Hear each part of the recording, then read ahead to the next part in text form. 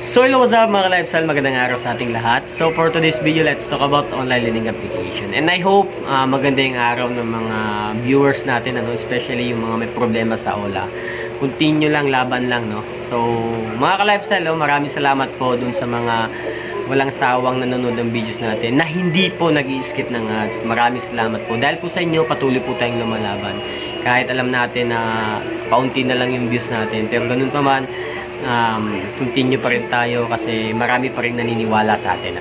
So, alam nyo ba mga ka-lifestyle, yung mga may problema sa online lending application, especially kung yung OLA nila is nasa listahan na po ng cease and desist order, na shutdown na totally, na raid na. So, ito yung mga question na madalas nating mabasa, no, sa mga comment section ng mga videos natin, ano. Ano yung gagawin nila, no? Magbabayad pa ba, no? Kasi alam naman natin kahit itong mga OLA na to is nasa listahan na ng may cease and desist order, na shutdown na, na raid na, palihim pa rin yung operation nila, no? Palihim pa rin yung mga operation nila. Makaka-receive pa rin kayo ng mga death threat, makaka-receive pa rin kayo ng mga kunwaring summon, makaka-receive pa rin kayo ng kunwaring demand letter, no? So, marami pa rin mga tatakot, marami pa rin magbabayad. Now, again, mga ka-lifestyle, kung yung online lending application mo is nasa listahan na ng mga na-raid na shutdown na, meron ng cease and desist order, huwag nyo na pong bayaran, no? Ibig sabihin lang po niyan kasi pinatigil na po ng SEC yung kanilang operation, no? Kasi merong nakitang illegal transaction, illegal activities yung kanilang kumpanya, kaya pinapatigil.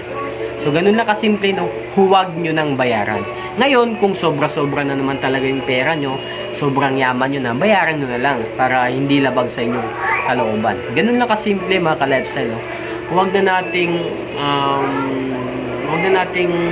anong tawag doon? Huwag na nating pabigatin yung ating isipan, ano, kung anong gagawin. Napakasimple lang, huwag nyo nang bayaran.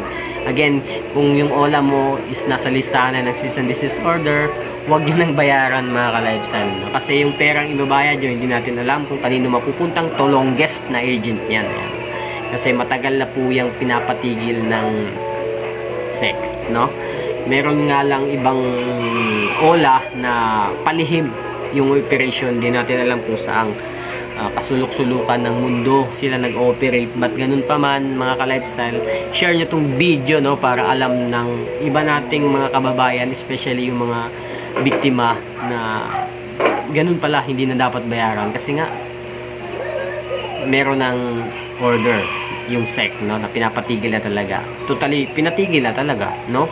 So yun, so alam ko marami pa rin mga kumakapit sa ganitong klaseng business, no, pero ganun pa man, as a consumer, dapat alam pa rin natin yung ating mga karapatan, no, karapatang pantao, no. Pag naharas ka, pinagmumura ka na, pinagtatawagan na yung mga contacts mo, bang babayad ka pa ba?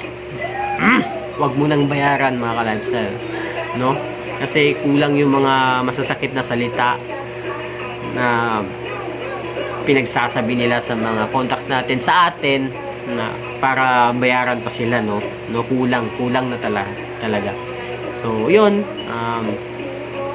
so sana, mga ka-lifestyle, suportahan pa rin natin yung channel natin, ano, kasi alam ko malaki yung impact nito dun sa mga taong munti ka nang mawala or sumibag sa landas nila, no, natatahakin. So yun, alam ko marami pa rin naniniwala sa channel natin dahil solid naman talaga na malaki yung impact nito, and then na totally yung mga experience natin sinishare talaga natin, no. Wala pong halong kasinungalingan, wala pong halong kalokohan, based on our experience, no. Kasi once upon a time, nabiktima rin talaga tayo ng OLA, no. So napakarami pong OLA yung nag-attempt na pumunta sa atin, pero naniniwala talaga ako that time na never pong never pong bumibisita, never pong pag-aaksayahan ng time, panahon, pera, yung pagpunta, pag-visit sa mga malalayong lugar, no? Huwag kayo basta-bastang maniniwala sa ganung mga klaseng strategy. So, yun lang mga ka-lifestyle. Again, kung yung OLA mo is nasa listahan na ng mga ganun, huwag yun nang bayaran. Ganun lang kasimple, no? So, ano ba yon? Medyo nakalimutan na natin yung iba, but then you can find it sa mga videos natin kung ano yung mga OLA na meron ng cease and desist order.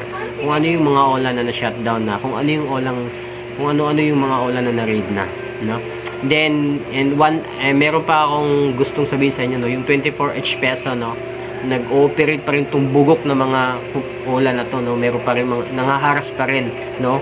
Wag nyo na pong bayaran yan mga ka-lifestyle, maniwala kayo sa hindi, nag-shutdown na yan, ni-raid na yan, no. Wag nyo nang bayaran yan, kasi naka-receive ako ng 3 comment data na yun, pinagtatawagan pa rin sila, pinaghaharas pa rin sila ng 24H peso, no. So, manood kayo ng mga balita, no, not only sa channel natin, para alam nyo yung latest updates about online lending application, ano. 24H peso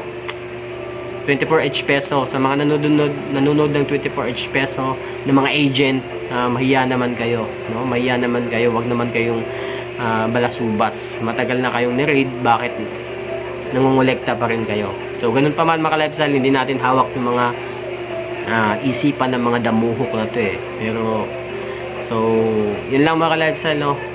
Again, this is Marka Lifestyle. Ano pa ba? So yun lang mga ka-lifestyle, peace.